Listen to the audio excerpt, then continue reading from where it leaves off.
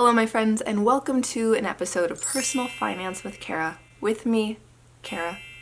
So for those of you who watched my video last week, you know that I'm a huge personal finance nerd and I want to start making videos all about how to manage your money as a young person. So what better way to start than how to get started with personal finance? In this video, I want to share with you guys my 3 pillars of money management, how to get started with personal finance, and why I think mastering your money is so important. Also, before I start, if this is your first time seeing me, hi, welcome to my channel, and please consider subscribing. I make videos every single Sunday, and my goal is to help people become more financially literate so that they can live their best lives. Okay, back to the moolah talks. Let's start with what personal finance is exactly. Here's an official definition for you guys. Personal finance is defined as a term that covers managing your money as well as saving and investing. It encompasses budgeting, banking, insurance, mortgages, investments, retirement planning, and tax and estate planning. That sounds super intimidating, not gonna lie. But basically the way I think about it is it's managing your money. It's figuring out how much is going in your bank account and how much is going out, with the goal that there's more always coming in than leaving. So how do you do that exactly? To me, the 3 pillars of money management are budget,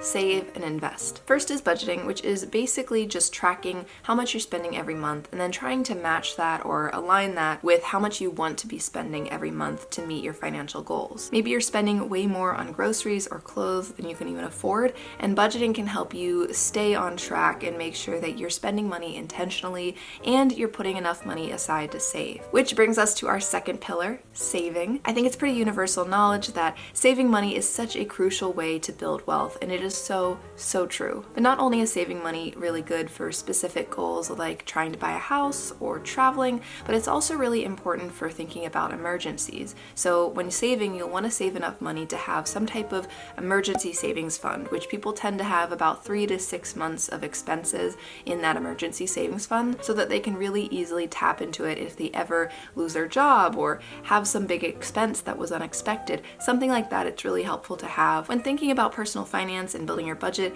you should aim to save at least a little bit every single month. And remember that the more that you save, the easier reaching your financial goals may be, whether that's buying a house sooner or traveling a little bit longer. Or if you're like me, my goal is to be able to leave a 9 to 5 sooner than expected, whether that's through retirement or just being able to be work optional so I can go off and do the things that I want to without having to worry about money or bills. Whatever your financial goal is, saving is going to be instrumental to reaching those goals. And lastly is investing, which I think is the secret weapon of personal finance because it is such a great way to build wealth, but a lot of people don't do it. And I don't completely blame them because investing seems really scary and intimidating and confusing at first. You think of complicated stock portfolios and stressed out people on Wall Street. The terminology is really confusing and it seems risky, and you don't want to lose all the money that you just worked really hard for. All that being said, it's my personal opinion that you need to invest in order to ever grow real wealth. So if you ever want to retire early,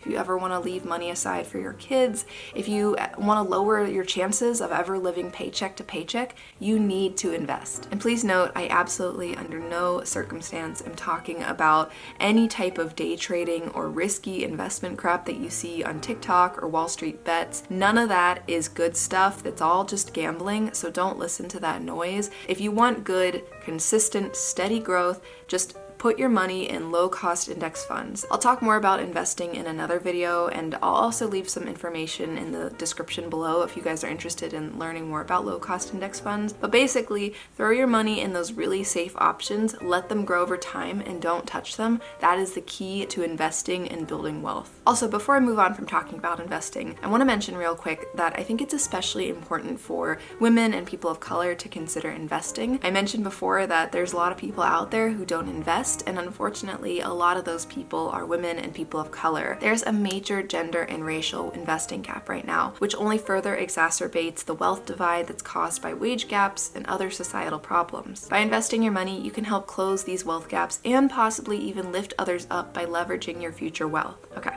that was a lot. On to the next chapter.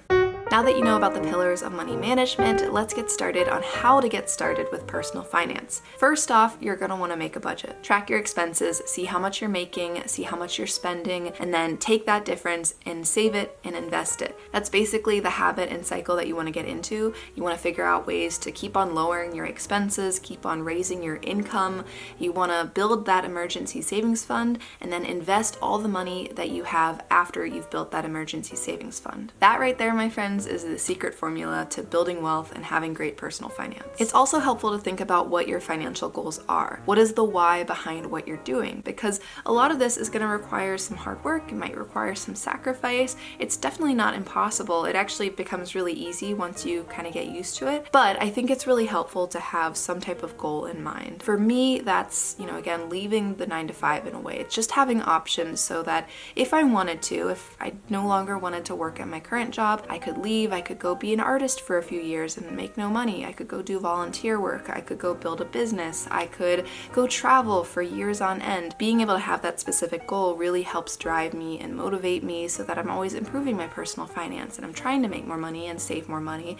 And I think that's really helpful to have in your own life. I highly recommend figuring out what your goals are, write them down somewhere, think about them often, and figure out what you need to do financially to reach these goals. And time for our last chapter. Learning to master your money is one of the greatest gifts you can give yourself. And it's not only about money. I know we're talking a lot about money here and finances, but I actually think it's more about your life. It's about your lifestyle and being able to design a lifestyle that works for you, that aligns with your values, with your goals, and being able to design that and live intentionally is so important. And it's something a lot of people don't get to do, in part because sometimes people aren't really thinking about the money side of things. If you're able to manage your money and control it well, you can more clearly define your goals in life. You can help your family and friends a little bit better in your community, and you can work towards a life that you really enjoy and that you feel in control of. And like I mentioned before, for many folks who find themselves in marginalized groups, personal finance can be a way for greater social mobility. Personal finance can be a form of self-care and social justice.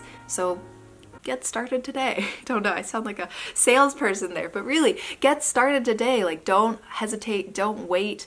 There's so much information out there. Just start thinking about it at the very least, so that you can start getting your money in order and you can start living that life that you really want. Well, that is it. And I know I say that's it after dumping so much information on you guys, but thank you for getting through it with me. Hopefully it wasn't too bad, and hopefully it is helpful for you guys as you start your personal finance journey. And I really hope you do. Like I said before, I think it's just such an amazing gift to give yourself, to learn how to manage your money and not rely on others, whether that's a company or your spouse or your parents or something like that. Having that independence and having that ability to take care of yourself money-wise is so amazing. Like I mentioned at the beginning of this video, I'm planning to make tons more videos on this topic, from personal finance to money management to investing, budgeting, all that jazz. So if you're interested, please subscribe for more videos. And if you enjoyed this video, please appease the algorithm gods and hit the thumbs up button. And yeah, leave a comment below also. Are you currently investing and saving and doing that stuff? Are you at the beginning of your personal finance journey? Please let me know in the comments below. But yeah, thank you so much for watching, and I will see you next week. Bye!